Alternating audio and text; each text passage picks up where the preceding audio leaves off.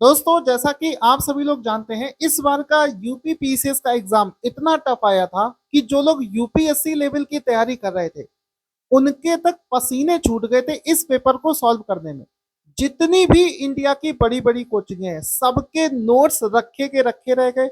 बड़ी बड़ी मोटी मोटी किताबें लोगों ने पढ़ रखी थी, वो सब रखी रह गई। घटना चक्र को सुबह शाम पढ़ रहे थे लोग, वो सब रखा रह गया।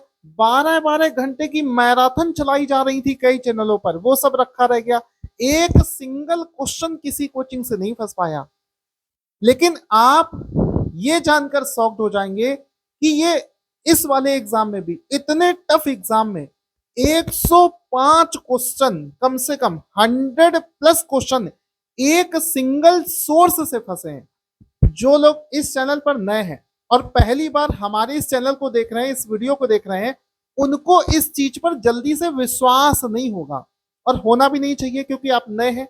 लेकिन जिन लोगों ने हमारा यूपी पीसीएस और आरओ का पेड बैच पहले से ले रखा था, उन सभी लोगों से रिक्वेस्ट करना चाहता हूं कि आप लोग इस वीडियो के नीचे कमेंट करके अपना फीडबैक जरूर देना कि जो चीज मैं बोल रहा हूं वो बिल्कुल सही बोल रहा हूं। क्योंकि अभी एक एक क्वेश्चन का प्रूफ आपको दिखाने वाला हूं, जिसमें मैं अपने बैच के क्वेश्चंस का क्लास नंबर, पेज नंबर, सब कुछ बताऊंगा। टोटल 127 पेज का ये पूरा प्रूफ है जो मैं अभी आपको दिखाने वाला हूं। एक एक क्वेश्चन का प्रूफ आप लोग सभी लोग देखना।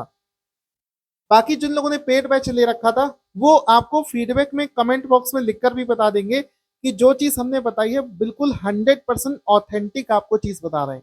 इसके अलावा अगर आप पहले से हमारे चैनल को जानते होते तो आप ये चीज जरूर जानते कि जब आरओ का एग्जाम हुआ था 11 फरवरी 2024 को, तब पूरे इंडिया का इकलौता ऐसा हमारा चैनल था जिसने 97 क्वेश्चन फंसाए थे और उसका भी हमने सामने खड़े होकर प्रूफ दिखाया था।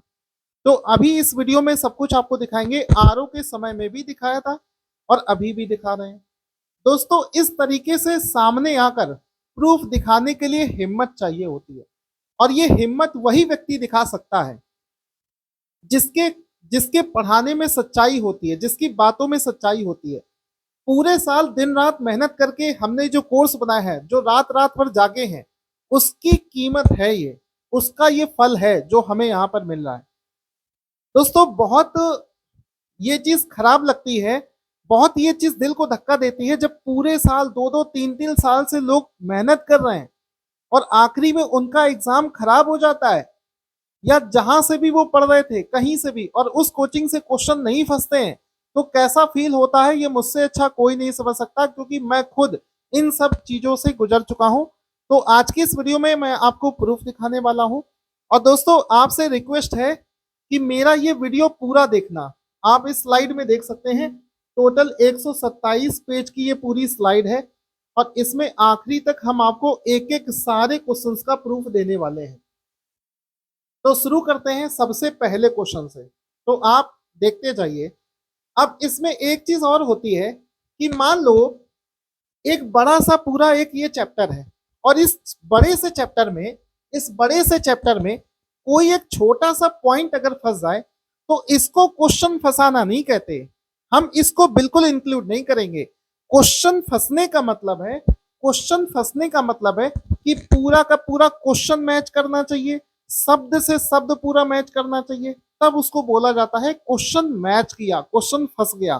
क्योंकि अगर इतने बड़े से थ्योरी में एक कोई छोटा सा पॉइंट फंस जाएगा तो आपको ये थोड़ी ना पता था कि यही पॉइंट एग्जाम में पूछ लिया जाएगा, आपको ये चीज नहीं मालूम थी। या मान लो हम आपको पढ़ने के लिए बहुत सारा कंटेंट दे दें, मतलब पूरी पूरी किताब आपको भेज दें, और उस किताब से कोई छोटा सा पॉइंट अगर एग्जाम में आ जाए तो उसको भी फंसना नहीं बोला जाता है। फंसने का मतलब है हम जो क्वेश्चन फंसा कर दिखाए हैं, हम जो क्वेश्चन फंसा रहे हैं, उसमें क्या होता है कि बहुत लिमिटेड कंटेंट में, मतलब हमने आपको बहुत लिमिटेड कंटेंट दिया था, छोटा सा कंटेंट, और उस कंटेंट से क्वेश्चन के फॉर्म में क्वेश्चन फंसा के दिखाया है, जो कि ऐसा करने वाली शायद पूरे इंडिया की इकलौती ऐसी कोचिंग होगी। क्योंकि जितनी भी कोचिंग्स मैं देख रहा हूं, जितने भी चैनल्स में देख रहा था, हर जगह ऐसा हो रहा है कि एग्जाम से पहले 12-12 घंटे की क्लासेस चलाई जा रही थी। 10-10 हजार क्वेश्चंस कराए जा रहे थे। और मेरे चैनल पर आप देखोगे मैंने एक सिंगल मैराथन नहीं कराई, 10-10 हजार क्वेश्चंस नहीं कराए, क्योंकि मैं आपसे बार बार बोल रहा था ये एग्जाम रेलवे एसएससी या कोई क्लर्क लेवल का एग्जाम नहीं है कि आप 10,000 क्वेश्चन लगाकर भी इसको निकाल सकते हैं।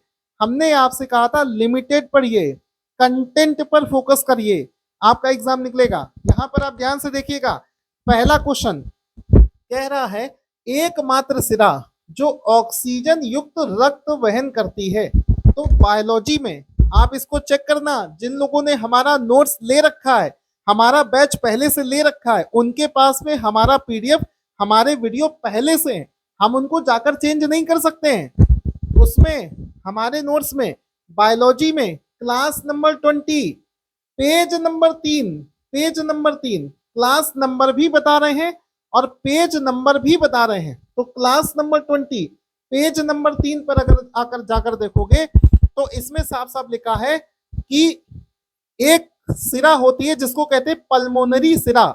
ये एकमात्र ऐसी सिरा है जो शुद्ध रक्त वहन करती है, और वही चीज यहाँ पर पूछी गई है, एकमात्र सिरा। यहाँ पर देखिए साफ साफ पूरी पूरी लाइन मैच कर रही है, एकमात्र सिरा, आपको शायद दिख रहा होगा, एकमात्र सिरा जो शुद्ध रक्त वहन करती है, एकमात्र सिरा जो शुद्ध यानी कि ऑक्सीजन युक्त वहन करती है, क्या हो जाएगा, पल्मोनरी सिरा। और साफ साफ इसमें लिख रखा है, बिल्कुल आपको कहीं भटकने की जरूरत नहीं है, पूरी की पूरी लाइन मैच कराइए। अब मान लो इसी चीज को हम आपको थ्योरी के फॉर्मेट पे दे देते तो आप कभी इसको नहीं सही कर पाते, चाहे आप कितनी भी बार इसको पढ़ गए होते, क्योंकि थ्योरी आपके माइंड में नहीं रुकती है, आपके माइंड में हमेशा क्वेश्चन रुक जाता है। इसी वजह से हम इसको क्वेश्चन के फॉर्मेट में आपको देते हैं और वो आसानी से आप पकड़ लेते हैं।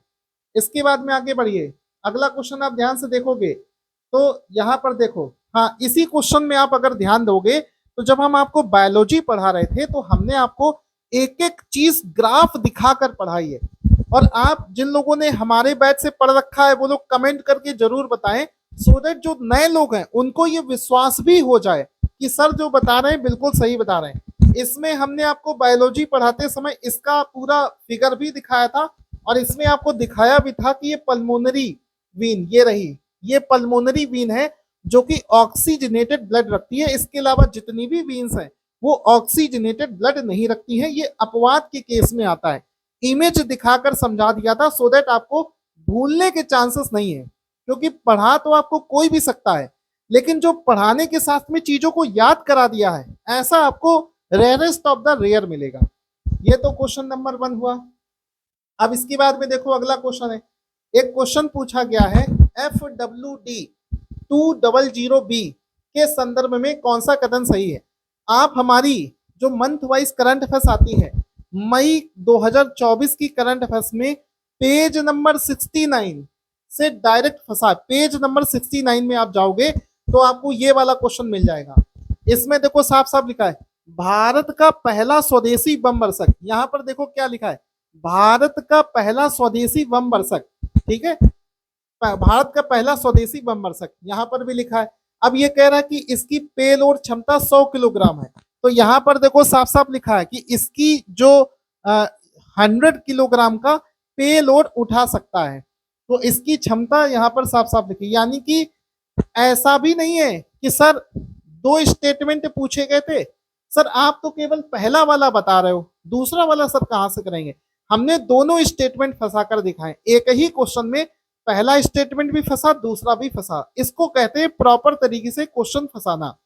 तो इसमें देखो दोनों आपके पॉइंट जो हैं वो इसमें कवर हो जाते हैं। इसके बाद में चलते हैं अगले क्वेश्चन की तरफ। अगला क्वेश्चन तो विटामिन वाला है, आसान क्वेश्चन है कि vitamin A B C D और उसकी वजह से कौन सी बीमारी हो जाती है। ज्यादातर लोग इस क्वेश्चन को पढ़ चुके होते हैं, सबने कराया है, ये क्वेश्चन तो कोई भी कोचिंग फंसा सकती है। यहाँ पर हमने पूरी पूरी लिस्ट आपको दे दी थी बायोलॉजी में, यहाँ पर देख सकते हो बायोलॉजी की क्लास नंबर 15 और पेज नंबर 2।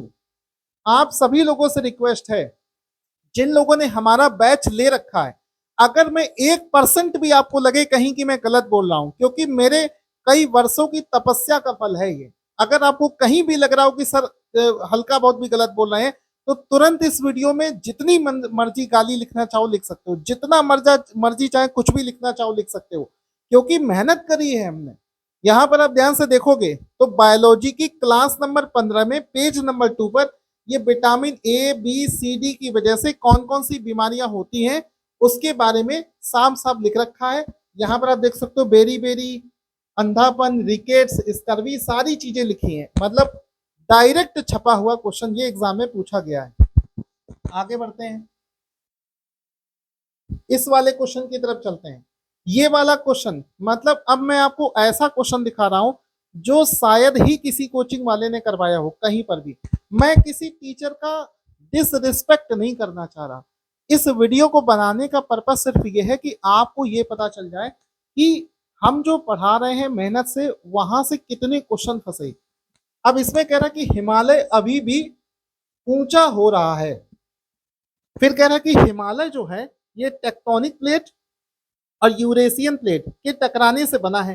तो हिमालय पढ़ाते समय आप ध्यान से देखो, हमारी ज्योग्राफी की क्लास नंबर 6 में पेज नंबर 3, कृपया करके आप इस चीज को क्रॉस जरूर चेक करते रहें। क्लास नंबर 6 पेज नंबर 2 पर हमने बताया था कि एक ये प्लेट होती है और एक ये दोनों आपस में टकराई, इस तरीके से दोनों ये टकराने, और इनके टकराने से यहाँ की जमीन ऊपर उठ गई जो कि हिमालय का फॉर्मेशन करती है।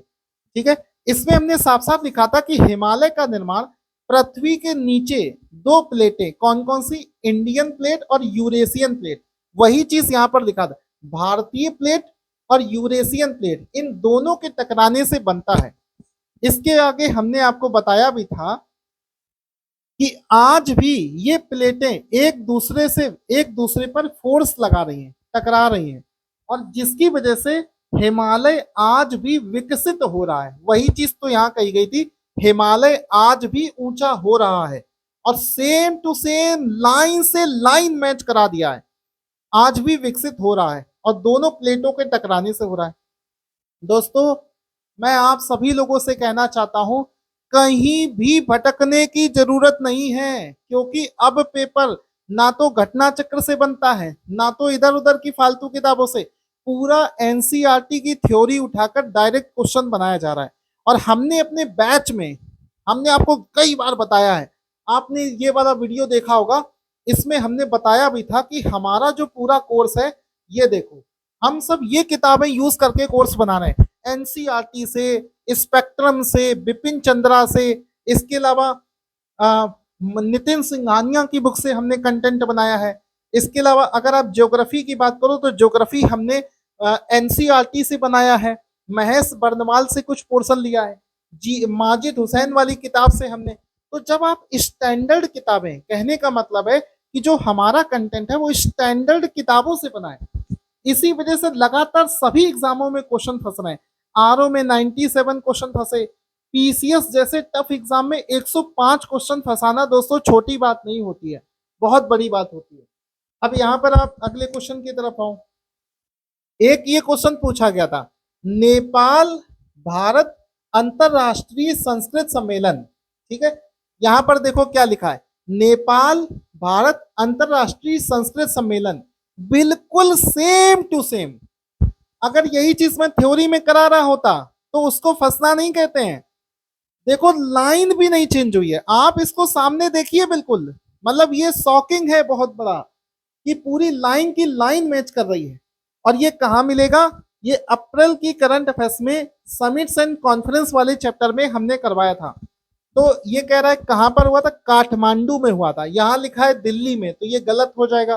फिर नीचे लिखा है ये 3 दिवसीय सम्मेलन था, तो यहाँ पर देखो एक्सप्लेनेशन में लिखा है नेपाल की राजधानी काठमांडू में 3 दिवसीय नेपाल भारत अंतरराष्ट्रीय सम्मेलन, 3 दिवसीय, सेम टू सेम, एक भी शब्द चेंज नहीं है। इसको कहते हैं क्वेश्चन फंसाना। ऐसा नहीं कि थ्योरी दे दी या हम कह दें कि हमने टॉपिक फंसाए, क्योंकि एक टॉपिक में तो हजारों क्वेश्चन बन सकते हैं। टॉपिक फंसाने की बात नहीं कर रहा हूं, पूरा का पूरा क्वेश्चन फंसाने की बात यहां पर कर रहा हूं। इसके अलावा आगे बढ़िए, यहां पर देखो इस तरफ स्थान दे रखे हैं और ये कहा है नदियों का संगम। तो यहां पर हमने इस वाले क्वेश्चन को तो मेरे बैच में जिसने भी पढ़ाई करी उसको रट गया होगा ये एक नदी आई भागीरथी और ये आई अलकनंदा, दोनों मिलकर बनाते हैं देवप्रयाग। तो भागीरथी और अलकनंदा बनाते हैं देव, ए का हो जाएगा 2। ये मैप के माध्यम से पढ़ाया था, बहुत ही शानदार। जिन लोगों ने पेड बैच ले रखा है उनको तुरंत याद आ जाएगा, और जिसको जिसको याद आ जाए वो कमेंट करके बताना कि हाँ सर आप बिल्कुल सही बोल रहे हैं। अब इसी चीज को देखो, अब कुछ लोग कहेंगे सर एक ही ऑप्शन तो फंसाया, सर बाकी 3 कहाँ फंसाए आपने, वो भी आपको दिखा देते हैं। क्योंकि किसी एक क्वेश्चन का एक्सप्लेनेशन कोई एक पेज में थोड़ी ना होता है, 2-3 पेज में होता है। तो इस वाले स्लाइड को अगर आप देखोगे तो हमने आपको बताया था भागीरथी और अलकनंदा देवप्रयाग बनाते हैं, फिर रुद्रप्रयाग, अलकनंदा और मंदाकिनी रुद्रप्रयाग बनाते हैं, अलकनंदा और पिंडार नदी कर्णप्रयाग बनाते हैं। तो यहाँ पर आप देख सकते हो कि सारे के सारे ऑप्शन फंसे हैं, ऐसा नहीं कोई एक ऑप्शन फंसा हो। और ये क्वेश्चन आप क्रॉस चेक कहाँ से कर सकते हैं, ज्योग्राफी की क्लास नंबर 12 पेज नंबर 10 पर 10 से ये पेज नंबर 8 से ये क्वेश्चन डायरेक्ट आपका छपा हुआ आया है। आगे बढ़ते हैं। आगे बढ़ने से पहले आप सभी लोगों को बता दें कि देखो अभी ये पूरा वीडियो आप देखना, पहले जल्दबाजी में कोई डिसीजन मत लेना, पूरा वीडियो आप देखना। पूरे 105 क्वेश्चन मिनिमम जिसका मैं प्रूफ आपको देने वाला हूँ, आपकी आंखों के सामने प्रूफ दूंगा। देखो जब भी आप कहीं का बैच लेते हो उस पूरे बैच को परचेज करो, फिर उसका प्रिंट आउट निकलवाओ, इतना पैसा बर्बाद होता है। और फिर वहां से जब क्वेश्चन एक भी मैच नहीं करता है तो पूरा साल बर्बाद चला जाता है। इस वजह से कह रहा हूं कि सोच समझ कर डिसीजन लो। लगातार पिछले 5 साल से हम क्वेश्चन फंसा कर दिखा रहे हैं, और सिर्फ कह नहीं रहे हैं, कॉन्फिडेंस में सामने आकर आपको प्रूफ भी दिखा रहे हैं। इससे ज्यादा क्या देखना, इससे ज्यादा क्या मैं दिखा सकता हूं कि सामने आकर आपको सब कुछ दिखा दे रहा हूं। इसके लिए हिम्मत चाहिए। इस वजह से हमारे यहाँ पर आरओ का और यूपी पीसीएस का 2 बैच अभी चल रहे हैं। अगर आप एडमिशन ले लोगे तो आपको मैं इस वजह से नहीं कह रहा हूं कि आप मेरा बैच परचेज कर लो, मैं केवल इस वजह से कह रहा हूं कि मैं जानता हूं कि मैं आपका एग्जाम निकलवा सकता हूं। जब लगातार क्वेश्चन हमारे बैच से फंस रहे हैं तो एग्जाम आपका निकल जाएगा, ये विश्वास मानिए मेरे ऊपर। अगर आपको विश्वास है तो आप पढ़िए कभी, एक बार मेरे अंडर में पढ़ कर देखिए। अब ये वाला क्वेश्चन देखो क्या है। प्रवाह नाम से एक सॉफ्टवेयर डेवलप किया गया था। तो यहाँ पर देखो क्या लिखा है कि वायुगतिकी डिजाइन और विश्लेषण के लिए प्रवाह सॉफ्टवेयर किसने विकसित किया। तो देखो प्रवाह सॉफ्टवेयर के बारे में क्वेश्चन पूछा गया, और यहाँ पर देखो क्या लिखा है, विक्रम साराभाई केंद्र में इसकी उपलब्धि हासिल करी गई। यहाँ देखो साफ साफ क्या लिखा है, इसरो ने विक्रम साराभाई अंतरिक्ष केंद्र के माध्यम से इस सॉफ्टवेयर को प्रस्तुत किया, यानी कि पहला स्टेटमेंट यहां से कवर हो गया। फिर क्या कह रहा है, प्रारंभिक, ये मतलब जो प्रवाह सॉफ्टवेयर है ये करता क्या है, वायुगतिकीय डिजाइन। तो यहां पर साफ साफ लिखा है वायुगतिकीय डिजाइन को विश्लेषण करता है। दोनों के दोनों ऑप्शन मैच करा दिए। ये कहाँ मिलेगा, जून महीने की करंट अफेयर्स के पीडीएफ में आपको ये क्वेश्चन मिल जाएगा। मैं कहता हूं कहीं और से पढ़कर देख लेना एक बार। करंट अफेयर्स के नाम पर आपको सिर्फ थ्योरी मिलेगी, क्वेश्चन कोई नहीं कराता है। हमने आपको सारे के सारे देखो क्वेश्चन के फॉर्मेट में आपको चीजें दे रखी हैं, और थ्योरी पढ़ने से कुछ नहीं होगा। कितनी भी थ्योरी पढ़ लो कभी आप क्वेश्चन सॉल्व नहीं कर पाओगे। इसके बाद में आगे बढ़ो, यहाँ पर देख सकते हो 2011 की जनगणना के अनुसार जनसंख्या के आधार पर निम्नलिखित राज्यों को अवरोही क्रम में व्यवस्थित करिए। तो 4 राज्यों को अवरोही क्रम में, और यहाँ पर आप देख सकते हो जनसंख्या के अनुसार सबसे बड़े राज्य। तो यहाँ पर पूरी की पूरी लिस्ट हमने दे रखी है, कौन पहले आएगा कौन बाद में आएगा, उन्हीं में से 4 राज्य उठाकर पूछ लिए गए। तो ये डायरेक्ट देखो लाइन से लाइन ये सब तो फंसा है। ये कहां पर मिलेगा, आप हमारे सेंसस 2011 का पीडीएफ दिया था उसमें से ये डायरेक्ट फंसा। और हमने आपको करंट अफेयर्स के 25 पीडीएफ दिए थे जहां से क्वेश्चन फंसने के चांसेस हमने बताए थे, उन्हीं में से एक पीडीएफ था जहां से ये डायरेक्ट आया। इसके बाद में आगे बढ़ते हैं। एक क्वेश्चन पूछा गया है, इस तरफ युद्ध अभ्यास दे दिए गए हैं और दूसरी तरफ दिया है उनकी डेट्स बताओ। अब ऐसा क्वेश्चन कोई एक सिंगल क्वेश्चन नहीं होता है, ये 4 अलग अलग क्वेश्चन हैं जिसकी डेट हमें यहाँ पर मैच करानी। जरूरी नहीं कि चार के चारों आते हो, इनमें से कोई दो भी आपको मालूम है तो भी ये क्वेश्चन सही हो जाता है, घबराना नहीं है। अब जब ये वाला क्वेश्चन है तो हमने अलग अलग करा रखा है। मिलन एक्सरसाइज, यहां पर देखो मिलन 2024 हमारे क्वेश्चन में ही लिखा है कि इसको 19 फरवरी से 27 फरवरी तक आयोजित किया गया। ये देखो 19 फरवरी से 27 फरवरी, तो डी का हो गया ए। हो सकता है केवल इतने से ही आपका क्वेश्चन सही हो जाए, तो ये भी देखो डायरेक्ट बिल्कुल मैच कर रहा है, ये लाइन से लाइन शब्द से शब्द मैच कर गया। इसके बाद में देखो इसी क्वेश्चन में एक एक्सरसाइज है जिसका नाम है टाइगर ट्रम्प। यहां पर देखो टाइगर ट्रम्प बिल्कुल सेम टू सेम, ये कहा मार्च 2024 की जो पीडीएफ है उसमें सैन्य अभ्यास वाले सेक्शन में जाओगे तो सेम टू सेम। ये कब से कब तक है, 18 मार्च से 31 मार्च तक। तो यहाँ पर देखो 18 मार्च से 25 दे रखा है, तो ये वाला हो जाएगा। ठीक है, इसके बाद में आगे बढ़ो, इसी में एक एक्सरसाइज है जिसका नाम है डस्टलिंक, डस्टलिक, डस्टलिक एक्सरसाइज। तो यहाँ पर देखो भारत और किस देश के साथ डस्टलिक एक्सरसाइज आयोजित किया गया, बिल्कुल सेम टू सेम, सोचना ही नहीं है।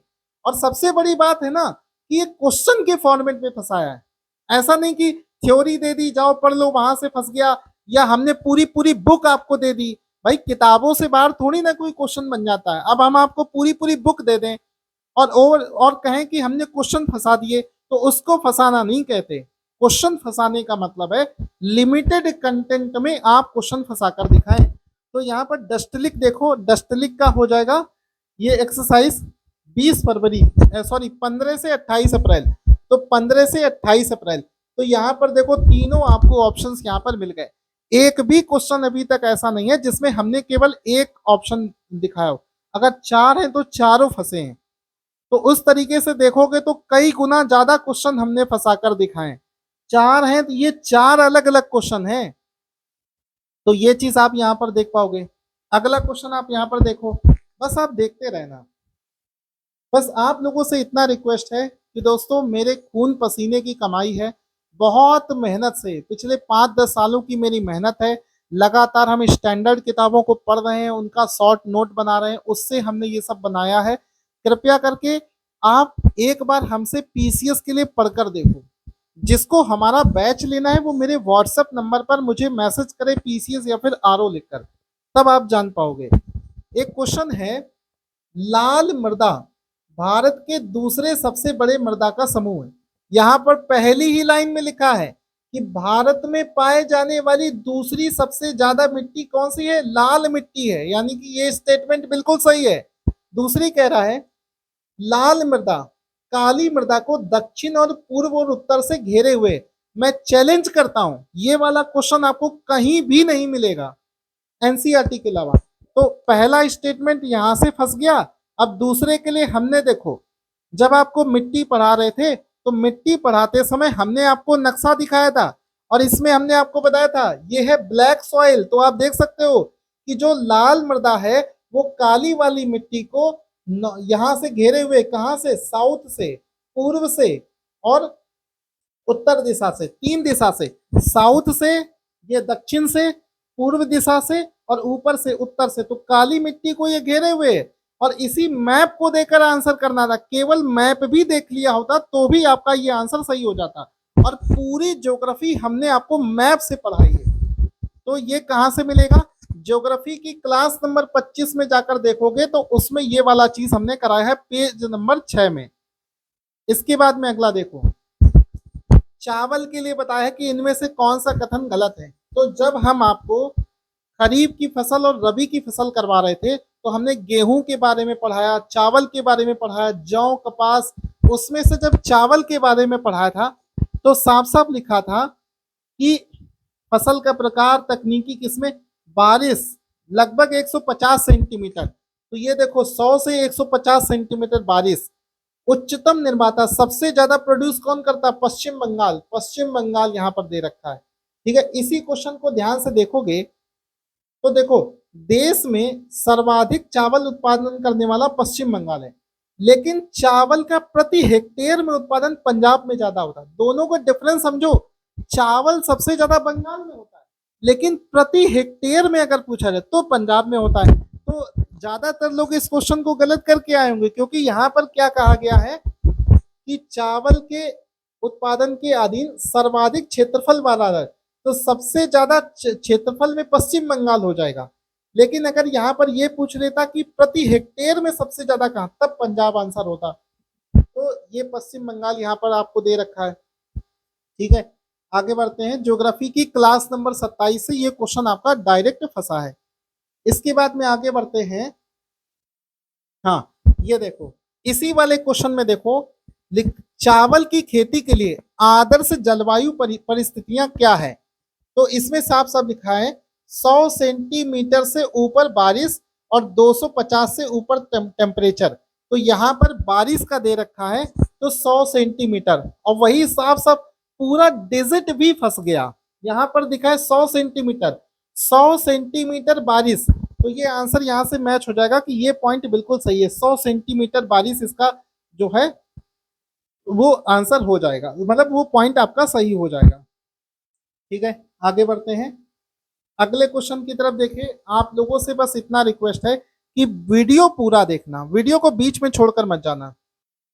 दोस्तों, जो चीज आज आप अपनी आंखों के सामने देख रहे हैं, जो लोग इस चैनल पर नए हैं या फिर पहली बार देख रहे हैं, उनको तो विश्वास ही नहीं हो रहा होगा। उनको लग रहा होगा इस बार का पीसीएस इतना टफ आया, तब भी 105 क्वेश्चन कैसे कोई फंसा सकता है। लेकिन जो लोग पहले से जानते हैं उनको अच्छे से मालूम है कि सर ने आरओ के एग्जाम में भी प्रूफ दिया था और पीसीएस में भी मैं आपको प्रूफ दे रहा हूँ। यहाँ पर देखो एक क्वेश्चन आया है, कपास मुख्यतः खरीफ की फसल है। तो हम आपको पढ़ा रहे थे खरीफ की फसलों के बारे में, तो साफ साफ बताया था कि कपास उसमें आता है। तो कपास खरीफ की फसल है, बिल्कुल सही है। इसके लिए टेम्परेचर कितना चाहिए, तो इसी कपास वाले चैप्टर में कपास को जब डिटेल में पढ़ाया था, वीडियो में समझाया था एक एक चीज, उसके लिए बारिश, उसके लिए टेम्परेचर, जैसे भी चावल के लिए समझाया था ना कि बारिश कितनी चाहिए होती है, टेम्परेचर कितना चाहिए होता है, वैसे ही कपास के लिए भी सारी चीजें आपको समझा रखी है। तो वो चीज हमने आपको करा रखी है, इसको क्रॉस चेक करें। ज्योग्राफी पर क्लास नंबर 26 में डायरेक्ट फंसा है। इसके बाद में देखो क्वेश्चन क्या बनेगा, ल्यूपेक्स, LUPEX, ये रहा ल्यूपेक्स, LUPEX के बारे में क्वेश्चन है। ल्यूपेक्स के बारे में कह रहा है कि भारत और जापान के बीच में समझौता है। तो यहाँ पर देखो लिखा है भारत के इसरो और जापान के जैक्सा, भारत के इसरो और जापान के जैक्सा। तो पहला पॉइंट तो यहां से क्लियर हो गया। अब इसमें आप खुद से सोच कर देखो, लाइन से लाइन, शब्द से शब्द मैच हो रहा है। इसके बाद में इसरो और जापान के बीच में ये विकसित किया गया है, तो पूरी बात वही लिखी है, भारत के इसरो और जापान के जैक्सा के बीच में ये संबंध है। ये रहा जैक्सा, ये रहा इसरो। पूरा का पूरा ये क्वेश्चन जो है डायरेक्ट हमारे टारगेट स्टडी IQ नोट्स से फंस गया। सर इसको कहाँ से क्रॉस कर रहे हैं, कहीं सर आप झूठ तो नहीं बोल रहे हैं। अक्टूबर 2024 की करंट अफेयर्स में जाओगे तो समिट्स एंड कॉन्फ्रेंस वाले सेक्शन में आपको ये वाला क्वेश्चन मिल जाएगा। चैलेंज करते हैं दोस्तों, ऐसा वीडियो आपको कहीं पर नहीं दिखेगा। इकलौता मेरा वीडियो है जो सामने खड़े होकर प्रूफ दिखा रहा है, अदरवाइज कहते हुए तो आपको बहुत लोग दिखेंगे, आपको ऐसा प्रूफ देने वाला कोई नहीं मिलेगा। इसके बाद में देखो, इस तरफ पुरस्कार है और इस तरफ उसको प्राप्त करता। सबसे पहले देखो कौन सा है, लता दीनानाथ मंगेशकर पुरस्कार। यहां पर क्या लिखा है, किसे लता दीनानाथ मंगेशकर पुरस्कार दिया गया। आंसर हो गया अमिताभ बच्चन, ये दे रखा है अमिताभ बच्चन। ठीक है, मई 2024 के करंट अफेयर से डायरेक्ट फंसा है। अरे केवल आपने मेरा ये वाला फोटो देख लिया होता तो भी आप इस क्वेश्चन को सही कराते। हमने अपने आप को करंट अफेयर्स को पढ़ाते समय इतनी इमेज दिखाते हैं कि हमारा कंटेंट पढ़ने में बड़ा आसान है, आसानी से आप इसको जो है याद कर सकते हैं। इसके बाद देखो आर्यभट्ट पुरस्कार 2024, यहाँ पर देखो एरोनॉटिकल सोसाइटी के द्वारा आर्यभट्ट पुरस्कार से किसे दिया गया है। आंसर हो जाएगा पावुलुरी सुब्बाराव, पावुलुरी सुब्बाराव। तो ये इसका आंसर हो जाएगा, ये इनका भी फोटो लगा रखा है। सबसे अच्छी बात है कि कोई चीज अगर आप किसी चैनल से पढ़ रहे हो, मान लो अपने मेहनत करके कोई बैच लिया और वो कंटेंट आपको याद ही नहीं हो रहा है, बार बार उसको भूल जा रहे हो, तो भी कोई फायदा नहीं। हमने एक एक चीज को पढ़ाते समय ऐसे आपको फोटो दिखा रखी है, आप इसको भूल ही नहीं पाओगे, एक बार पढ़ लोगे तो भी आपको रट जाएंगी सारी चीजें। इसके बाद में देखो अप्रैल 2024 के करंट अफेयर से ये डायरेक्ट फंसा। इसके बाद में देखो तीसरा है गोल्डमैन पर्यावरण पुरस्कार। तो यहां पर देखो किस भारतीय को गोल्डमैन पर्यावरण पुरस्कार दिया गया, तो आंसर हो जाएगा आलोक शुक्ला। यहाँ पर देखो आलोक शुक्ला, साफ साफ इनका नाम दिया है आलोक शुक्ला, और ये आलोक शुक्ला का फोटो भी दे रखा है, साफ साफ डायरेक्ट एक एक लाइन यहाँ पर दोस्तों आपकी एग्जाम में फंस गई। ठीक है, इसके बाद में देखो क्वेश्चन बनेगा voice of global south summit. यहां पर देखो क्या लिखा है, ध्यान से देखना, voice of global south summit, same to same line से लाइन, ना तो थ्योरी दी, क्योंकि अगर ये चीज थ्योरी में होती तो आपको बकवास लगती, क्वेश्चन में है, कितना आसान है, चौगनी स्पीड से तैयारी कर पाते हो, कम समय में चीजों को पढ़ लेते हो। कह रहा कि भारत ने अपना दूसरा समिट संपन्न किया, यहां पर ऊपर ही लिखा है कि दूसरा समिट, यानी कि पहला स्टेटमेंट बिल्कुल सही हो गया। फिर कह रहा है कि ये समिट विकसित देशों से संबंधित है। ये पॉइंट मैं कह रहा हूं कि आपको कभी कोई बताता ही नहीं, अगर मान लो बताता भी, क्योंकि ये तो मान लो कोई जगह पर आपको मिल जाएगा, ये एक छोटा सा पॉइंट है जो अगर कोई मान लो कोचिंग वाला पढ़ा भी रहा है तो वो इतनी बड़ी थ्योरी के बीच में पॉइंट डाल देगा कि आप उसको कभी कैच नहीं कर पाओगे कि ऐसा भी पूछा जा सकता है। लेकिन हमने देखो केवल 2 लाइन का एक्सप्लेनेशन दिया था, और उस 2 लाइन के एक्सप्लेनेशन में हमने बता दिया था ये विकासशील देशों के लिए है, जबकि इसमें दे रखा है विकसित देशों, ये होगा विकासशील देशों के लिए। ठीक है, तो ये ऑप्शन गलत हो जाएगा, केवल पहला यहाँ पर सही हो जाएगा। ठीक है, ये मतलब सबसे बड़ी बात आप ये देखो कि लिमिटेड कंटेंट में हम आपको क्वेश्चन फंसा कर दे रहे हैं।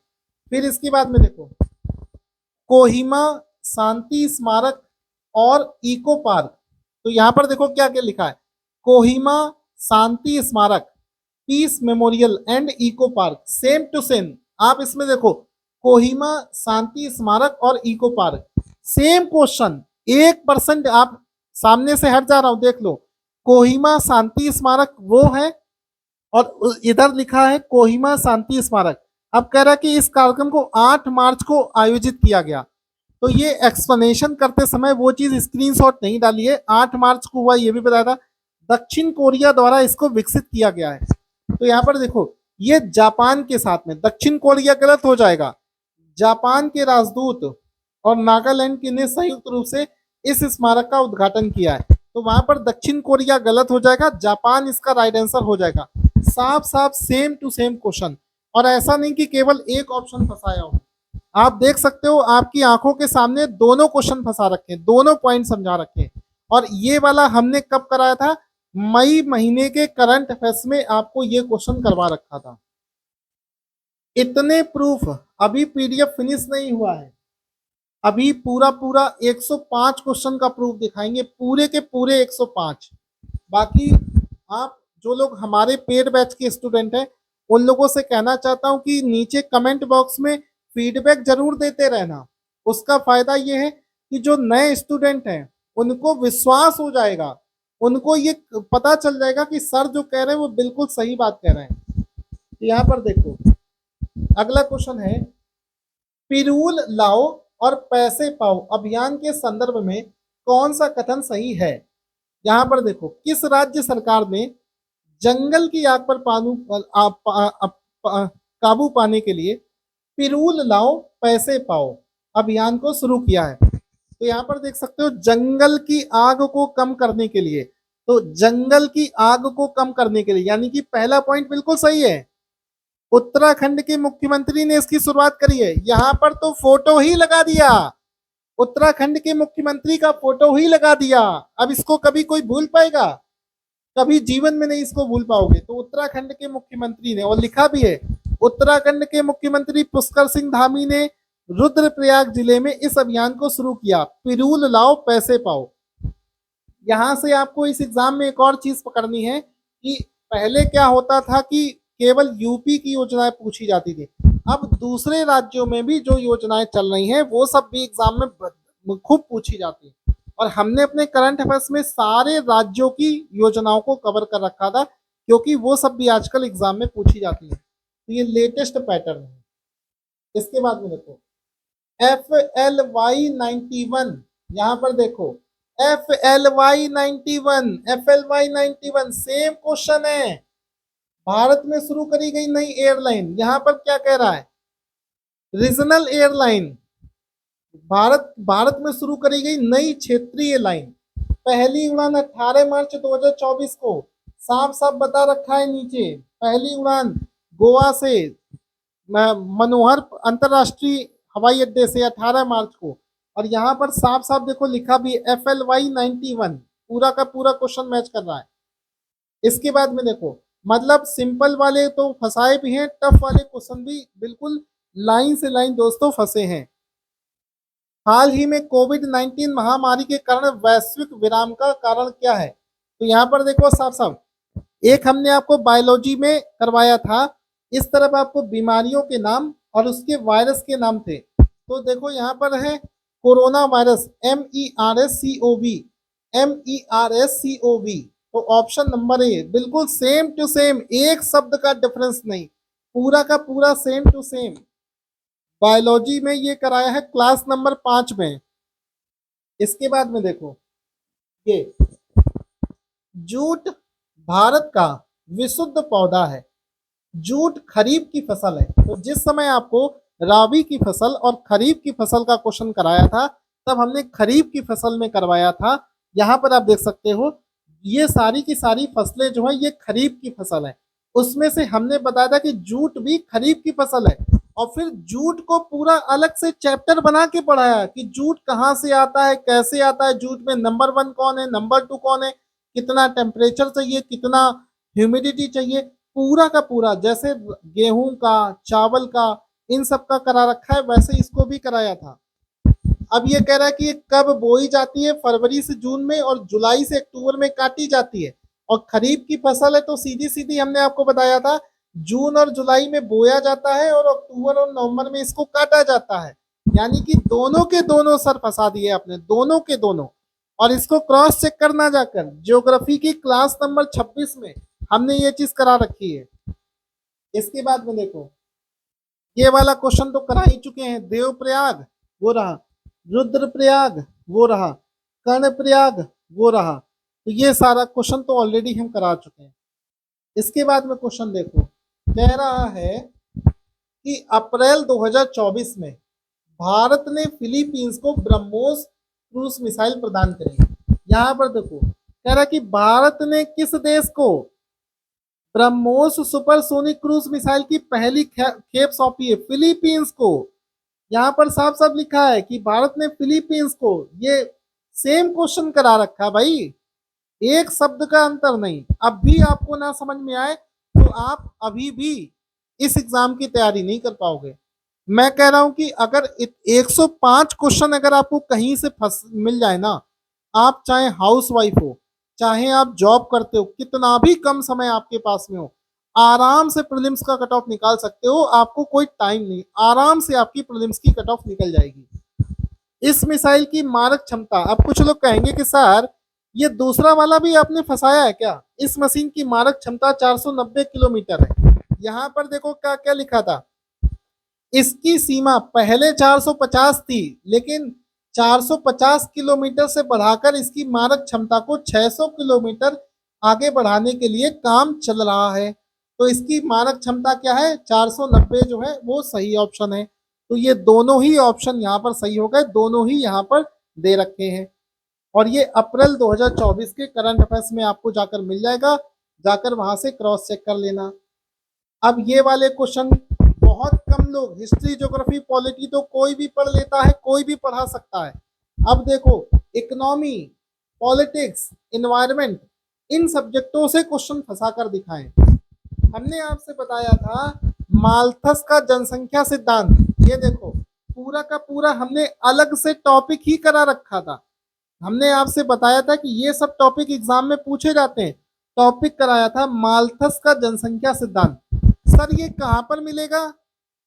ब्रह्मास्त्र में क्लास नंबर 10 में जाकर देखोगे तो ये माल्थस का जनसंख्या सिद्धांत मिल जाएगा, जिसमें बताया था, वो कह रहा है कि ये बढ़ता कैसे है। माल्थस के अनुसार जनसंख्या दुगनी रफ्तार से, यानी कि 1 2 2 के बाद में सीधे हो जाएगी 4 4 के बाद में 8 8 के बाद, यानी कि दुगनी स्पीड से बढ़ रही है। जबकि जो संसाधन होते हैं वो 1 2 3 4 नॉर्मल स्पीड से बढ़ते हैं। तो यहां से ही आप ये इस क्वेश्चन को सॉल्व कर सकते हो। इसके अलावा इसी क्वेश्चन में आपको एक ग्राफ भी बनाकर दिखाया था कि जो जनसंख्या है वो दुगनी स्पीड से बढ़ती है और जो खाद्यान्न है वो रैखिक लीनियर बेस में बढ़ते हैं। तो ग्राफ के माध्यम से भी पढ़ोगे तो भी इस क्वेश्चन का आंसर आप सही से दे पाते। इसके बाद में देखो अगला क्वेश्चन कह रहा है कि milk is an example of emulsion. तो जब हमने आपको करंट अफेयर्स में नेशनल मिल्क डे करवाया था, ये क्वेश्चन थोड़ा सा पुराना है, मतलब नवंबर 2023 वाले में कराया था। नवंबर 2024 वाले में हम ये वाला पॉइंट नहीं लिख पाए थे। नवंबर 2023 में जब नेशनल मिल्क डे वाले क्वेश्चन का एक्सप्लेनेशन करा रहे थे तो उसमें हमने लिखा था दूध एक इमल्सन का उदाहरण है जहां वसा ग्लोब्यूल्स को पानी में फैलाया जाता है। तो दूध क्या है, इमल्सन होता है, इमल्सन होता है।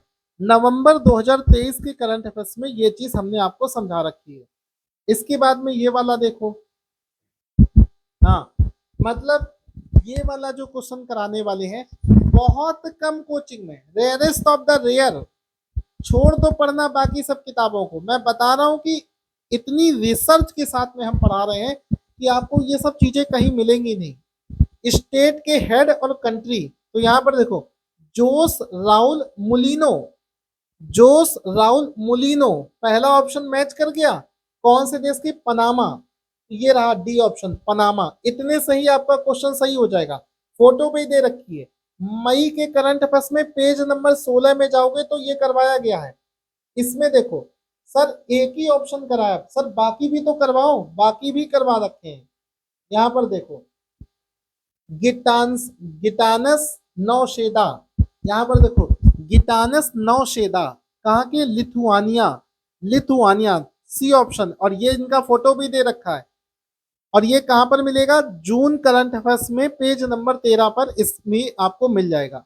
इसके बाद में देखो लुओंग कुओंग, यहां पर देखो किस देश ने लुओंग कुओंग को नेता चुन लिया, तो आंसर हो जाएगा वियतनाम। ये रहा वियतनाम, इनका फोटो भी लुओंग कुओंग फोटो में पर भी लिखा है। ये अक्टूबर की करंट अफेयर्स में पेज नंबर 13 पर आपको ये पढ़ा रखा है। ठीक है, क्रॉस चेक जरूर कर लेना, आप ऐसे ही विश्वास मत करना। सबके पास में नोट्स है, सबके पास में पहले से पीडीएफ है, इसको जाकर वहां से देख लेना। इसके बाद में देखो तीसरा है हल्ला टोमासो डोटिर, यहाँ पर देखो हल्ला टॉमस टॉमस डॉटेर, हल्ला टॉमस डॉटेर, ये है आइसलैंड के, तो ये है आइसलैंड के। इस वाले क्वेश्चन में तो चारों के चारों मैच कर दिए और ये जून 2024 की करंट अफेयर्स में पेज नंबर 18 है, नोट करिएगा, पेज नंबर भी बताया है और आपको पीडीएफ का नाम भी बताया है, सारी चीजें बता रखी हैं और ये इनका फोटो भी आप देख सकते हैं। तो इस वाले क्वेश्चन को कोई नहीं करा पाया, वो भी आपको कराया है। अगला क्वेश्चन देखो, विश्व विरासत दिवस, विश्व विरासत दिवस कब मनाया जाता है, फोटो लगाकर दिखा दिया था कि आप कभी भी इसको गलत ना करो, 18 अप्रैल। ठीक है, इसके बाद में आगे देखो विश्व तंबाकू निषेध दिवस, विश्व तंबाकू निषेध दिवस 31 अक्टूबर को, ये डायरेक्ट यहां से आ गया। इसके बाद में देखो अंतरराष्ट्रीय प्रकाश दिवस, क्वेश्चन तो आपका दो ही ऑप्शन से सही हो जाएगा, चार में से कोई दो पता है तो भी हो जाएगा, कभी कभी एक पता होता है तो भी हो जाता है। अंतरराष्ट्रीय प्रकाश दिवस, इंटरनेशनल डे ऑफ लाइट 16 मई को, तो ये 16 मई को यहां से आपको देखो, यानी कि चारों के चारों इसमें भी मैच करा दिए। ये कहाँ मिलेगा, मई 2023 की करंट अफेयर्स में, ये डायरेक्ट हमने आपको करा रखा है। इसके बाद में देखो बलबन ने अपने शासन को सुदृढ़ बनाया और संपूर्ण सत्ता को अपने हाथों में केंद्रित कर लिया। यहां पर देखो बलबन के बारे में, नीचे लिखा है क्योंकि वो मंगोल आक्रमण को से अपने आप को सुरक्षित करना चाहता था। अब चूंकि दोस्तों एनसीईआरटी से आजकल क्या हो रहा है, ना घटना चक्र से पूछ रहा है ना किसी प्रीवियस ईयर से, वो एनसीईआरटी की जो थ्योरी आप लोग पढ़ते हो उसी थ्योरी को पूरा पूरा उठाकर यहाँ रख दिया, दूसरी लाइन को उठाकर यहाँ रख दिया। और हमने चूंकि अपना पूरा कोर्स एनसीईआरटी से बनाया है तो डायरेक्ट इसी वजह से फंस जाता है। तो इसमें देखो गियासुद्दीन बलबन ने मंगोलों के खतरों का सामना करने के लिए, मंगोलों के खतरों का सामना करने के लिए दिल्ली सल्तनत की सेना को गठित किया था और उसने इसको अपनी शक्ति को केंद्रित किया था। तो ये दोनों की दोनों बातें यहाँ पर लिखी हुई है, बलबन का फोटो भी लगा हुआ है। हिस्ट्री में जाओगे तो मेडविल हिस्ट्री में बलबन बलबन वाले टॉपिक में ये सारी चीजें आपको करा रखी हैं। अब थोड़ा सा सावधान हो जाओ, सब लोग ध्यान दो कि एनवायरमेंट, अब जो क्वेश्चन दिखाने वाला हूं ये टफ क्वेश्चंस में आता है, ये शायद ही आपको कहीं पर पढ़ाया गया हो। पाइक्नोक्लाइड कहीं देखा ही नहीं होगा, सुना ही नहीं होगा, पाइक्नोक्लाइन, ये देखो पाइक्नोक्लाइन, कहीं आपने इसको देखा ही नहीं होगा। और हमें ये मालूम था कि इस बार के पेपर में ये पूछा जाएगा, पाइक्नोक्लाइन, पाइक्नोक्लाइन, इकोक्लाइन, इकोक्लाइन, सॉरी इकोक्लाइन नहीं है, हेलोक्लाइन, जो चीज नहीं है मना कर देंगे, हेलोक्लाइन, हेलोक्लाइन, थर्मोक्लाइन, थर्मोक्लाइन। अब चार में से तीन चीजें आपको दिखा दी तो क्या क्वेश्चन नहीं हो पाएगा?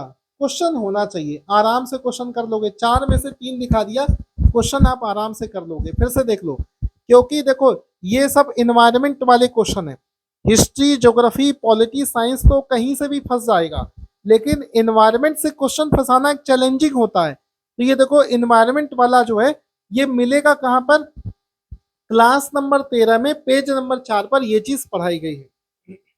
इसके बाद में देखो, भारत पर तुर्की आक्रमण सफल हुआ।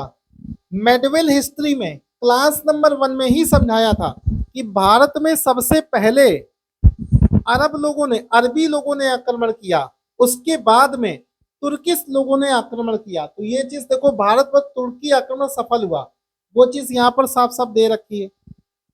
उत्तर भारत में राजनीतिक एकता नहीं थी, हमने आपको ये चीज उसी समय पढ़ाते समय समझाया भी था, जब ये समझा रहे थे कि अरबों ने कब आक्रमण किया, तुर्किश ने कब किया। तो ये सब थ्योरेटिकल पॉइंट आपको समझा रहे थे कि उस नॉर्थ इंडिया के जो राजा थे राजपूत लोग, उनमें एकता नहीं थी, इस वजह से आसानी से तुर्किश और अरेबियंस मुस्लिम जो है वो इन्वेड कर गए। तो वही चीज समझाते समय ये वाला पॉइंट भी आपको समझा रखा था। इसके बाद में देखो, अशोक के संदर्भ में कौन सा कथन है उस पर विचार कीजिए। अशोक ने धम्म की जो परिभाषा दी है वह राहुली वाद सूत्र से ली गई है। और अशोक चैप्टर पढ़ाते समय आप संयोग देखिए, अशोक का धम्म इस नाम से हमने पूरा एक टॉपिक करा डाला है। अशोक धम्म के बारे में क्या सोचते थे उस बारे में हमने पूरा का पूरा एक टॉपिक ही करा डाला है, ठीक है। तो उसमें ये सारी चीजें कही गई हैं, ये आपको बता दी थी। अपने राज्याभिषेक के 14वें वर्ष में अशोक ने धम्म मात्र नामक एक अधिकारी को अपॉइंट किया था।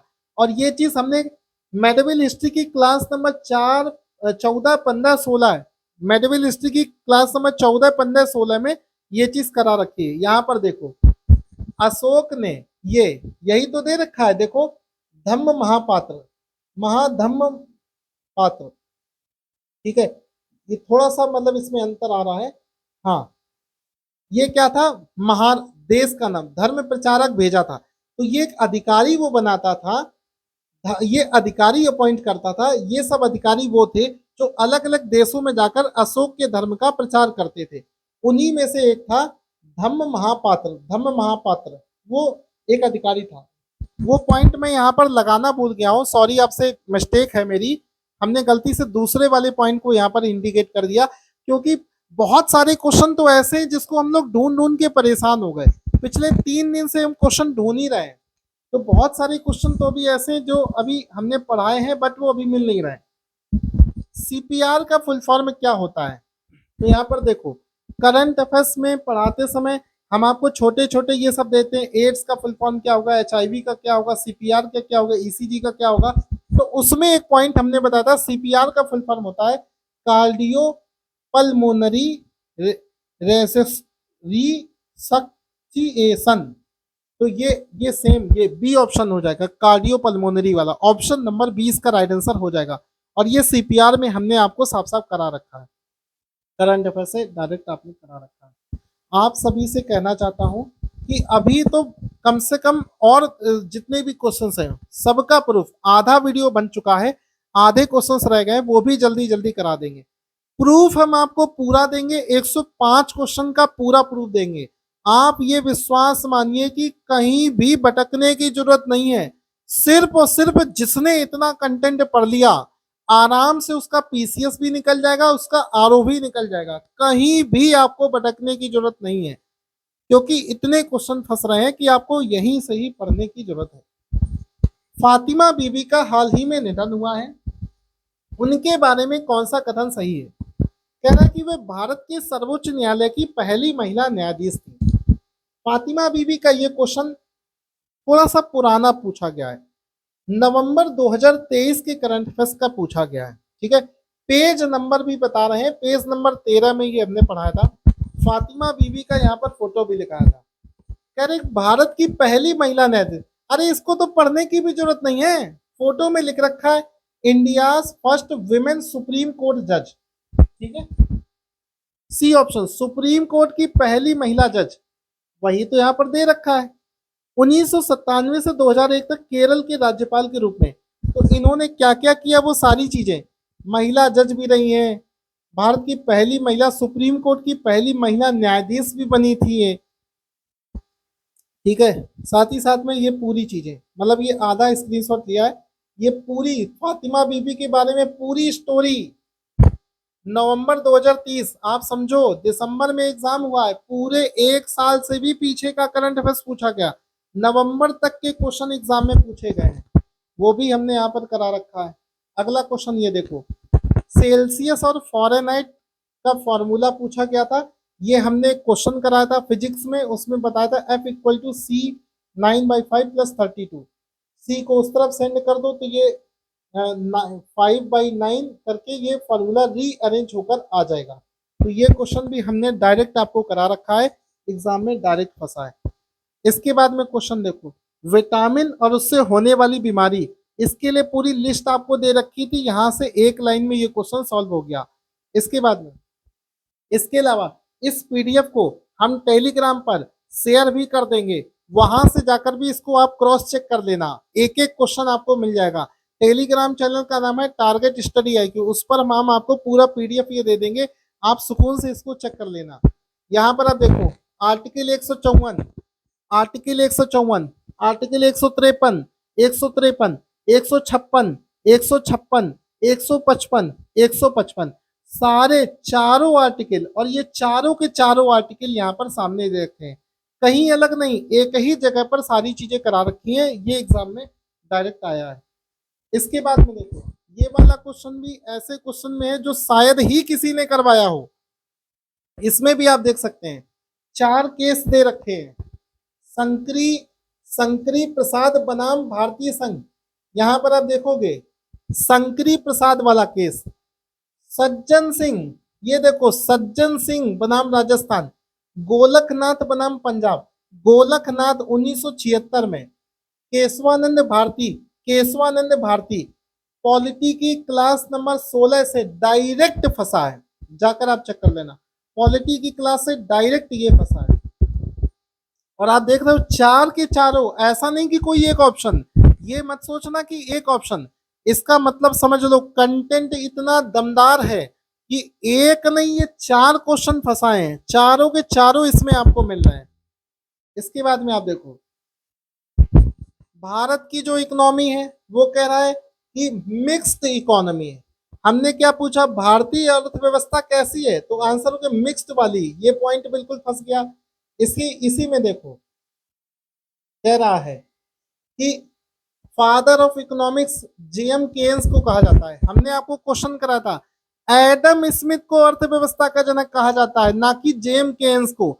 ये टेस्ट सीरीज में कराया हुआ क्वेश्चन है, डायरेक्ट एग्जाम में फंस गया। दोनों के दोनों स्टेटमेंट यहाँ पर भी फंसे हैं। इसके बाद में देखो, ये मधुमेह की बीमारी से कौन सा शरीर का हिस्सा, ये सब तो वो चीजें हैं जो चलते फिरते ना जाने कितनी बार बताई हैं। करंट अफेयर्स में भी जब भी मधुमेह दिवस आता था तब तब कराया है, मतलब इसको तो दसियों बार करा रखा है। इसके बाद में आगे बढ़ो, यहाँ पर देखो कह रहा है कौन भारत के पहले नागरिक अंतरिक्ष पर्यटक बने हैं स्पेस टूर। तो गोपीनंद थोटाकुर, तो यहाँ पर आप देख सकते हो गोपीनंद थोटाकुर, ये क्या है, भारत के पहले अंतरिक्ष यात्री। ए का आंसर हो गया 3, इतने से ही आंसर ये सही हो जाएगा, केवल एक पता होता तो भी सही हो जाता, और वही एक हमने दे रखा है, गोपी चंद थोटाकुर, ये पहले नागरिक अंतरिक्ष यात्री हैं। और सबसे बड़ी बात है, इस तरफ आप देख लो क्वेश्चन के फॉर्मेट में, थ्योरी नहीं है, ये क्वेश्चन का क्वेश्चन फंसा रखा है, पूरा क्वेश्चन का क्वेश्चन आपको फंसा रखा है। इसके बाद में आप देखोगे, ये देखो टाइम्स 100 मोस्ट इन्फ्लुएंशियल पीपल में देव पटेल को शामिल किया गया है, देव पटेल को शामिल किया, ये देखो देव पटेल दे रखा है, देव पटेल को इसमें शामिल किया गया है। ठीक है, तो ये वाला पॉइंट भी एग्जाम में, वैसे केवल आप एक ही बता दें, दीपा कर्माकर को सभी लोग जानते हैं। अगला क्वेश्चन है, भारत 2023 और 24 के दौरान सिंगापुर भारत में एफडीआई का सबसे बड़ा स्रोत बनकर उभरा है। और यहाँ पर देखो क्या कह रहा है, 2023 और 24 में भारत में एफडीआई का सबसे अधिक किस देश से आया, तो आंसर हो गया सिंगापुर। तो ये पूरा का पूरा पॉइंट सेम टू सेम आ गया। जून 2024 के करंट अफेयर से पेज नंबर 116, जून 2024 पेज नंबर 116 पर यह क्वेश्चन हमने आपको करा रखा है। इसके बाद में कह रहा है मॉरिशस के बारे में, तो इसी क्वेश्चन में ये देखो, जब इसी क्वेश्चन को पढ़ोगे तो ऊपर ये सिंगापुर के बारे में दे रखा है, नीचे दे रखा है जबकि मॉरिशस भारत में दूसरा सबसे बड़ा निवेशक है, इसके बाद अमेरिका है, तीसरे स्थान पर है। तो वही चीज यहाँ पर लिखी है।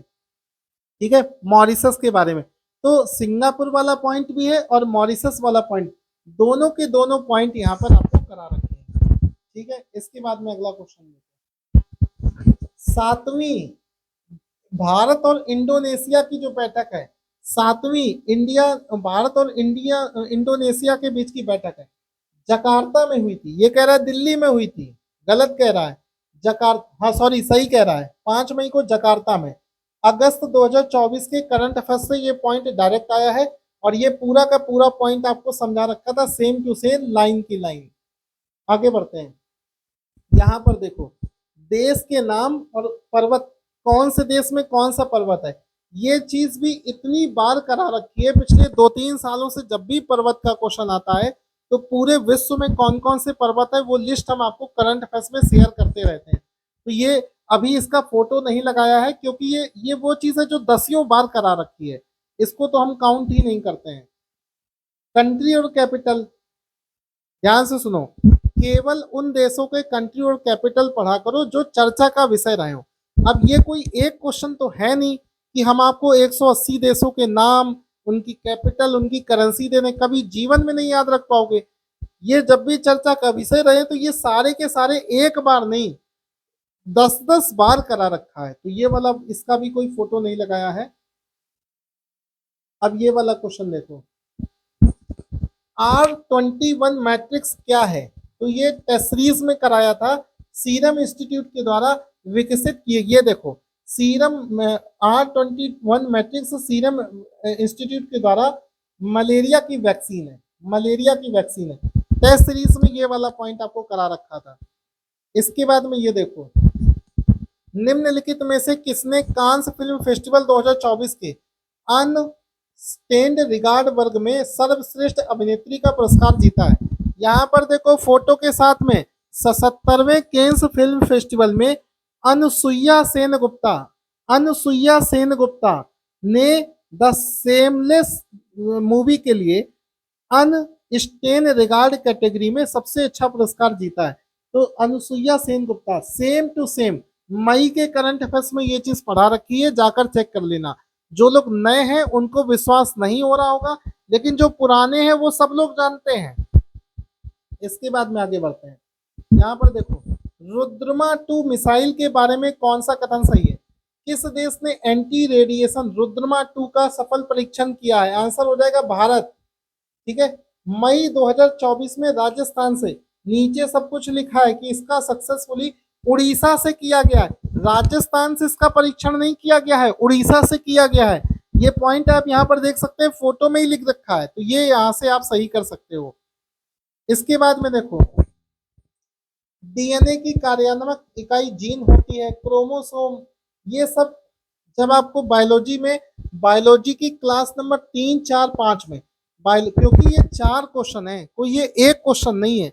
बायोलॉजी की क्लास नंबर 3, 4, 5 में ये 4 के चारों पॉइंट हमने आपको समझा रखे हैं विद इमेज के साथ में, कोशिका की इमेज के साथ में, ये चीजें हमने आपको वहां पर करा रखी है। इसके बाद में आगे बढ़ते हैं।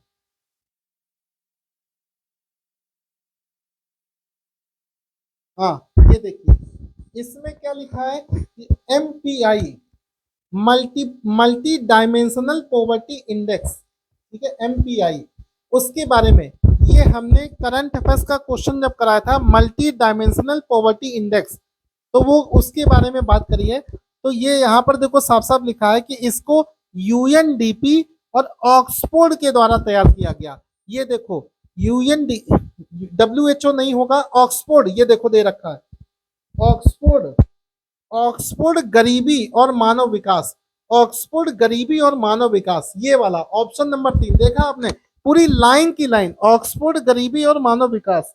तो ये पॉइंट यहां से ये फंसा।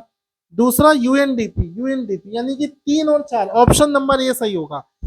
बिल्कुल सेम टू सेम, यहां पर देखो लाइन से लाइन, ये करंट अफेयर्स वाले क्वेश्चन में करा रखा था, 2024 की जो लिस्ट आई थी उसमें आपको ये बताया था। ठीक है, क्वेश्चन के एक्सप्लेनेशन वाले पार्ट से ये चीज फंसी है। अभी क्वेश्चन और भी आपको कराएंगे, लेकिन आपसे बताना चाहता हूं इससे बेहतरीन कंटेंट हो नहीं सकता है। जितना कंटेंट आपको दिया है, जो बच्चा पढ़ लेगा बहुत आराम से आपका एग्जाम क्वालिफाई होगा, क्योंकि सामने खड़े होकर आपको प्रूफ दे रहे हैं। यहाँ पर आप देख सकते हैं अकबर ने बैरम खान को खाने खाना की उपाधि दी थी। तो यहाँ पर देखो अकबर के बारे में जब पढ़ा रहे थे, अकबर का जन्म अमरकोट में हुआ, अकबर को बैरम खां का संरक्षण प्राप्त था, और उसी बैरम खान को आ, अकबर ने मिर्जा अब्दुल रहीम खान को खाने खाना की उपाधि दी थी। ठीक है, बैरम इसी को किसको दी थी? मिर्जा अब्दुल रहीम खान को खाने खाना की उपाधि दी थी। इसके बाद में क्या है, हाँ ये पॉइंट, तो अकबर के बारे में पढ़ाते समय हमने ये वाला पढ़ा था, एंशियंट हिस्ट्री से ये क्वेश्चन डायरेक्ट फंसा है। इसके बाद में ये देखो, ये तो छोटे बच्चों वाले क्वेश्चन है, बच्चा बच्चा जानता है। इस तरफ नेशनल पार्क है और ये राज्य है। तो जब जब हमने उड़ीसा के बारे में बताया तब तक बताया सिमलीपाल, सिमलीपाल उड़ीसा में है, इतने से ही आपका आंसर सही हो जाएगा। तो ये बांदीपुर, राजाजीपुरम, पिन वैली, जब जब कर्नाटका का क्वेश्चन बताया है तब तब उसका नेशनल पार्क बताते ही बताते हैं। जब जब उत्तराखंड का क्वेश्चन आया तो तब तक उसके नेशनल पार्क बताते ही बताते हैं। मतलब इस क्वेश्चन की एक जगह नहीं, 10 प्रूफ है, 10, 10 जगह ये चीज हमने आपको करा रखी है। अगला क्वेश्चन देखो, वर्ल्ड हेल्थ डे, यहां पर देखो world health day, world health day 7 April को। इसके बाद में आगे देखो national maritime day, national maritime day 5 April को, अप्रैल के करंट अफेयर से। इसके बाद में देखो वर्ल्ड एथलेटिक्स डे, विश्व एथलेटिक्स डे 7 मई को। ठीक है, ये सब मई से है। तो ये देखो तीन तीन पॉइंट यहाँ से आपके मैच कर गए, और इन 3 पॉइंट भी आपको आ गए, तो आराम से आप इस क्वेश्चन को सही कर पाते। ये सब कुछ इमेज के साथ में, सबसे अच्छी बात है इतनी इमेजेस आपको दिखा दे रखी है कि आपको ये सब याद हो जाएगा, क्योंकि अगर ये थ्योरी में मिला होता तो आपको ये सब याद नहीं होता। ठीक है, इसके बाद में आगे बढ़ते हैं। ये देखो ऊपरी गंगा के मैदानी कृषि जलवायु क्षेत्र के संदर्भ में कौन सा कथन सही है? तो यहाँ पर देखो कह रहा है यह क्षेत्र केंद्रीय और पश्चिमी उत्तर प्रदेश में आता है। तो जिस समय हम आपको हिमालय के बारे में पढ़ा रहे थे तब हमने आपको 3-4 चीजें बताई थी, खादर क्या होता है, बांगर क्या होता है, और खादर बांगर चीजें जब बता रहे थे, ये सब चीजें जो समझा रहे थे, तब हमने आपको खादर समझाते समय पढ़ाया भी था।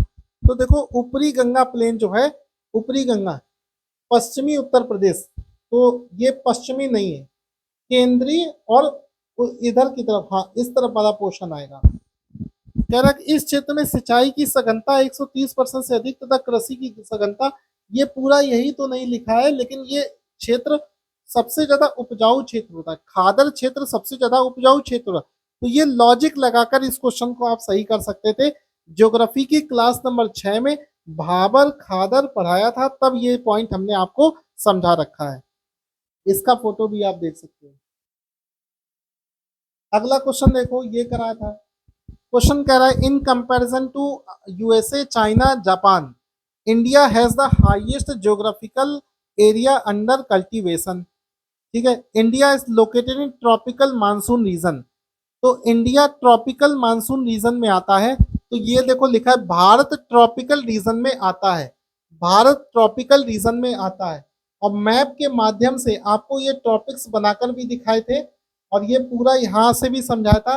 मतलब ये कोई क्वेश्चन कोई एक चीज के समझाने से नहीं कर सकते।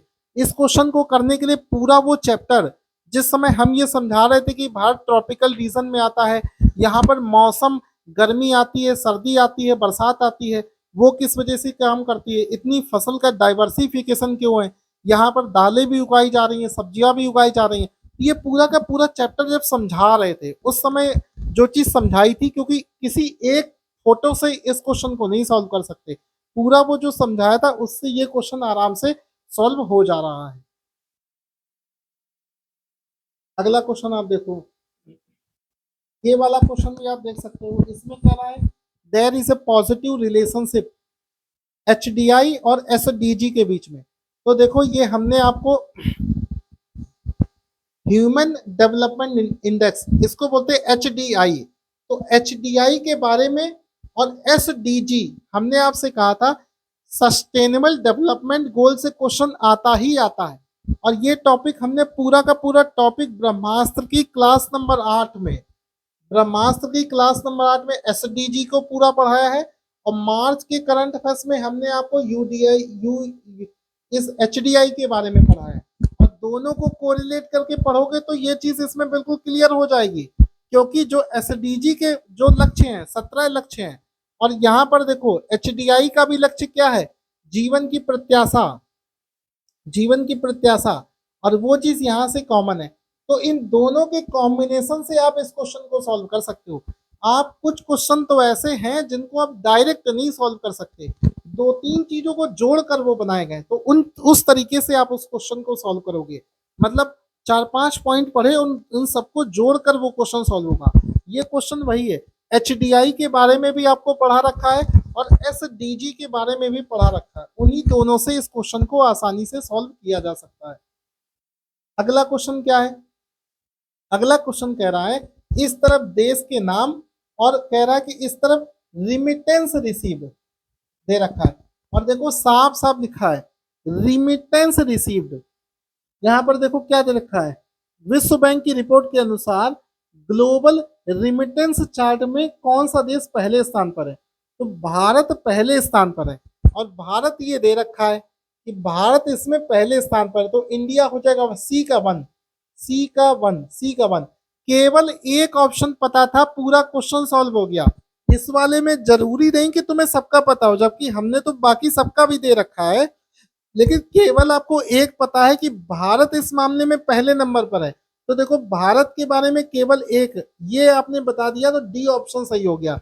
यानी कि इस टाइप के क्वेश्चन में केवल एक चीज भी सही हो जाए ना, तो भी आप इस क्वेश्चन को आसानी से कर सकते हो। अगला ये क्वेश्चन, ये अब ये सब जो क्वेश्चन है, ये जब जब हमने करंट अफेयर्स में ये योजनाएं आई हैं तब तब इसको कराया, पूरी पूरी लिस्ट एक बार में करा दी। तो ये सब तो दसियों बार करा रखे हैं। अब इस वाले में देखो क्या कह रहा है, which indicator are used in human development index. तो ह्यूमन डेवलपमेंट इंडेक्स यू जब हमने पढ़ाया था तो उसी समय बता दिया था कि ये जेंडर इक्वेलिटी को जज करता है। जेंडर इक्वेलिटी इसमें कहीं नहीं है, लाइफ एक्सपेक्टेंसी को काउंट करता है। लाइफ एक्सपेक्ट ये रही 4, तो लाइफ एक्सपेक्टेंसी, तो ये पॉइंट यहाँ से आपको दे रखे, जेंडर इनइक्वालिटी पर काम करता है और लाइफ एक्सपेक्टेंसी लेवल पर भी ये काम करता है। उन दोनों, एनवायरमेंट से इसका कोई मतलब नहीं है, तो ये तीन यहाँ पर जो है सही हो जाएंगे, 1 2 4 3। इन्वायरमेंट से इसको कोई मतलब नहीं है। मार्च 2023 के करंट अफेयर्स में ये करा रखा है। इस वाले क्वेश्चन को देखेंगे, ये जेट वेव, ये स्टॉर्म पूछे गए, ये सब आपको जो विंड पढ़ा रखा था, पवन कितने टाइप की पवन होती है, उस समय ये चीज भी हमने आपको करा रखी है। इसके बाद में आगे बढ़ते हैं। हाँ, ये वाला क्वेश्चन तो हो ही गया। ये देखो, कह रहा कि बिहार में जगदीशपुर के जमींदार कुंवर सिंह ने अंग्रेजों के विद्रोह का नेतृत्व किया। तो यहाँ पर देख सकते हो, इस तरफ हमने बताया था कौन सी जगह और उसके लीडर कौन थे। तो बिहार का जगदीशपुरा था, वहां पर कुंवर सिंह जो है और अमर सिंह, इन दो लोगों ने नेतृत्व को संभाला था। तो पहला पॉइंट वहां से कवर हो गया। और उसी समय हमने आपको बताया था कि बुंदेलखंड क्षेत्र में विद्रोह का नेतृत्व किया जनरल ह्यूरोज ने, ग्वालियर के पास लक्ष्मीबाई को वहीं पर मार दिया था। और उनके पुत्र, मतलब इसी को जब हम समझा रहे थे तब आपको ये भी समझाया था कि ये अपने पुत्र को लेकर भागी थी, और इनके जो दत्तक पुत्र थे उनको अंग्रेज खोजते रहे थे और आखिरी समय तक उनको जो है मारने की कोशिश करते रहे थे। अंत में आकर भुखमरी में उन्होंने अपना प्राण त्यागे थे। तो ये पॉइंट यहाँ पर गलत लिख रखा है। तो ये एक्सप्लेनेशन करते समय मॉडर्न हिस्ट्री की क्लास नंबर 5 पेज नंबर 3 से ये क्वेश्चन डायरेक्ट वहां पर फंसा है। इसके बाद में अगला क्वेश्चन देखो,